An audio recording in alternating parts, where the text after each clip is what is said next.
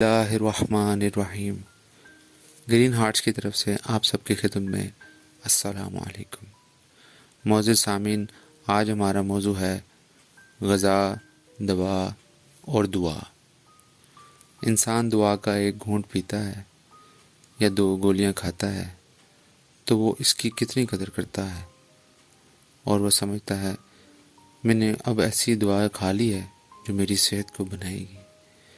مگر حیرانی ہے، اس نے یہ کبھی نہیں سوچا کہ آخر وہ غذا جو روزانہ 2 بار 3 بار وہ لیتا ہے، اس غذا میں بھی وہ تمام اجزاء شامل ہیں جو تندرستی کو بڑھاتے ہیں اور جسم میں قدرتی طور پر امراض سے لڑنے کی طاقت پیدا کرتے ہیں۔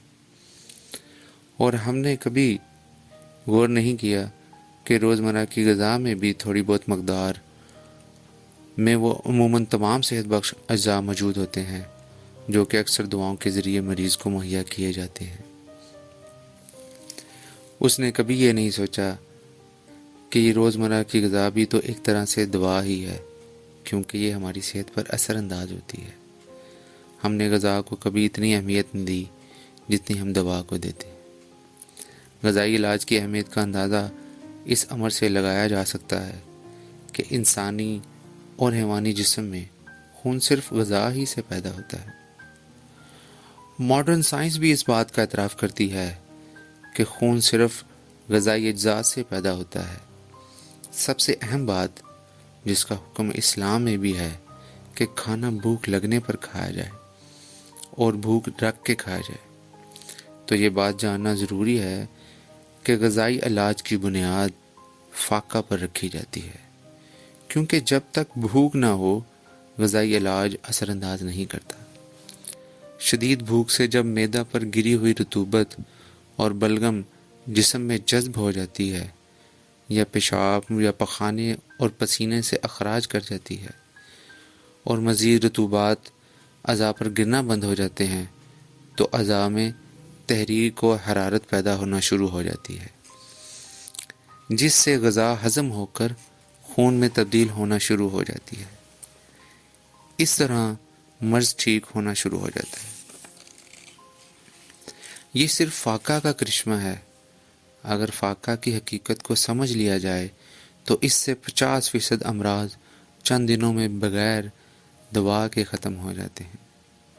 فاقہ سے جب بھوک لگتی ہے تو درج ذیل صورتیں پیدا ہوتی ہیں۔ سب سے پہلے فاسد رطوبت اور گندے اور زہریلے مواد پیدا ہونا بند ہو جاتے ہیں۔ اعضائے رئیسہ یعنی دل، دماغ، جگر اور روح اور ذہن کی قوتیں بیدار ہو جاتی ہیں۔ میرے ایک عزیز تھے پروفیسر سروسز ہاسپٹل میں۔ وہ ہاسپٹل کے احمد سے کہتے تھے کہ آپ ہمیں ایک گاڑی روزانہ پھلوں کی اور سبزیوں کی منگوا دیا کریں، میں اپنے تمام مریضوں کا علاج ان کے جوسز سے کیا کروں گا۔ لیکن کچھ پروٹوکولز کی وجہ سے ان کو اپروول نہیں ملی۔ بعد میں وہ پروفیسر صاحب انگلینڈ چلے گئے اور انہوں نے سبزیوں اور پھلوں کے جوسز کے ساتھ انگلینڈ میں علاج کرنا شروع کر دیا، اور آج بھی وہ بڑے کامیابی کے ساتھ لوگوں کو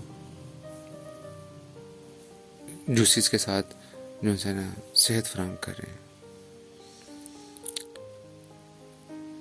لیکن ایک بات جو کہ راز کی ہے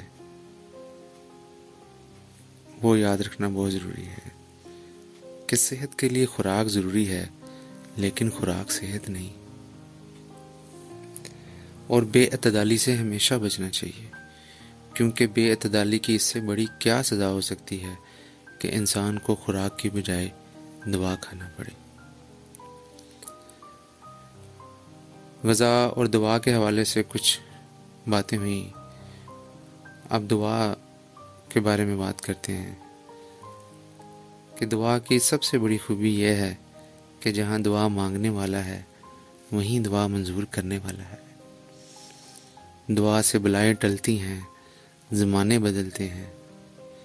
ماں کی دعا دشت ہستی میں سایہ ابر ہے، دعا دل سے نکلتی ہے بلکہ آنکھ سے آنسو بن کے ٹپکتی ہے۔ کہتے ہیں بچہ ہم بیمار ہو تو ماں کو دعا کا سلیقہ خود ہی آ جاتا ہے۔ انشاءاللہ ہم آنے والی ویڈیوز میں مزید غذا، دوا اور دعا کے بارے میں ذکر کریں گے، جس میں ہم طب نبوی کے حوالے سے بھی بات کریں گے، کچھ پھلوں کے ساتھ اور کچھ سبزیوں کے ساتھ علاج کا طریقہ بھی بتائیں گے، اور انشاءاللہ سنت نبوی کے مطابق دعائیں بھی ہم آپس میں ذکر کریں گے۔ اللہ آپ سب کو آسانیاں عطا فرمائے اور آسانیاں تقسیم کرنے کی توفیق عطا فرمائے۔ اللہ نگہبان۔